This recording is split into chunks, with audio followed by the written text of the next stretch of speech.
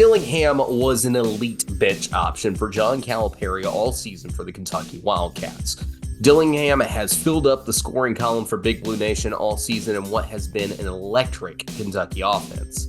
The overtime elite product is another example of the development the league has to offer, and now he looks like he's a legitimate lottery pick contender in this year's NBA draft. Hi, I'm David from Hoops Southbound, and we're kicking off our annual NBA Draft Profile series for this season. Today, we're starting off with SEC to NBA hopeful number 1, Rob Dillingham. This series will take a look at the top SEC players heading into the NBA draft this year, and we'll talk about what scouts are saying about them. So let's get into it.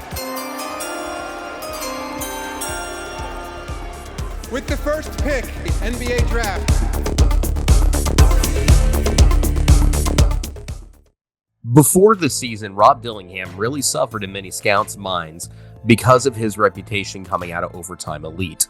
He was regarded as a gifted shot chucker who didn't play defense or create for his teammates. Were scouts right? Hell no.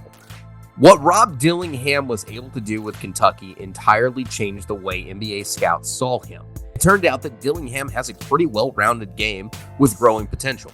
And like we said last year, potential is one of the number one things NBA scouts are looking for.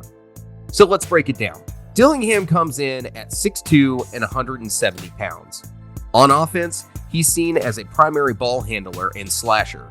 On defense, he's thought of as a point-of-attack guard defender. So what are Dillingham's strengths? Well, the first thing that stands out to you is that Dillingham has some non-conventional shot mechanics, but they work.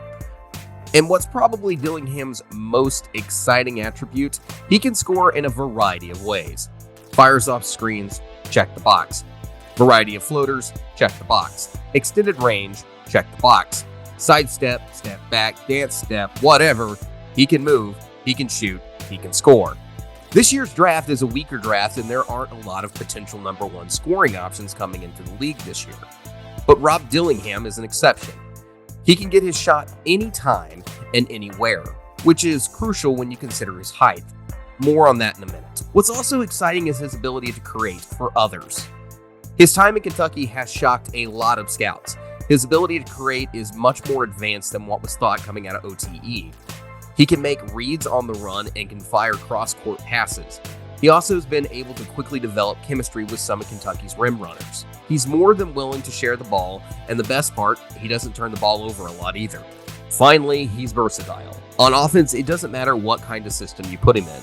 You can mix him with another ball handler and he'll pick up other roles to create plays. Or you can make him a primary ball handler and he'll be able to adjust to the system quickly. Now, let's go over some of the weaknesses. And yes, Kentucky fans, he has weaknesses. Let's start out with the most obvious. He's small. Dillingham barely measures 6'2", and he's only 170 pounds. That's for sure a concern in an NBA that emphasizes more length and taller guards. But with Dillingham's scoring ability, he should be able to overcome this, especially from deep. Might be a fair comparison to think of a player like Trae Young. Now, the other big concern is Dillingham's defensive ability. While he's shown flashes this season of being a better defender than advertised, it's still a concern. A lot of teams will be drafting Dillingham with the hope that his offensive upside will overshadow his defensive ability. The offense being so great that it can create scoring bursts, and all his defense has to do is be adequate. If not, Dillingham will see more time as a bench player. A lot of his future is dependent on that offensive ability, but all that said, there's extreme upside on that offense for Dillingham. There's also a lot of concern on the defensive end that he won't be able to defend without fouling in the NBA, and Dillingham's size may also create some difficulty for him matching up on defense. Further, another concern that scouts seem to have, Dillingham can be a little overzealous at times. He can make a bad pass or dribble too much. He wants to create for his teammates or himself, but he can make a costly mistake at times. He led Kentucky in turnovers per minute played this season. He had a great assist-to-turnover ratio, but there were plenty of turnovers along the way. So, where's he going in the draft? Across multiple mock drafts, Dillingham can range anywhere from 5 to 20. A few teams we've seen him mocked include the Bulls, the Rockets, and the Pelicans via the Lakers. The thought with the Pelicans is that CJ McCollum is getting older. The Pelicans may move on to find a scorer who can come off the bench, much like the role he's taken on with Kentucky this season. So let's score Rob Dillingham here. For athleticism, we give him a B. For size, we give him a B. For defense, we give him a B. For strength, we also give him a B. For speed, he gets a solid A. For shooting, another solid A, and his ball handling absolutely gets an A. Passing, we give him a B+. Being NBA ready, we give him a B, but his potential, we give a solid A-.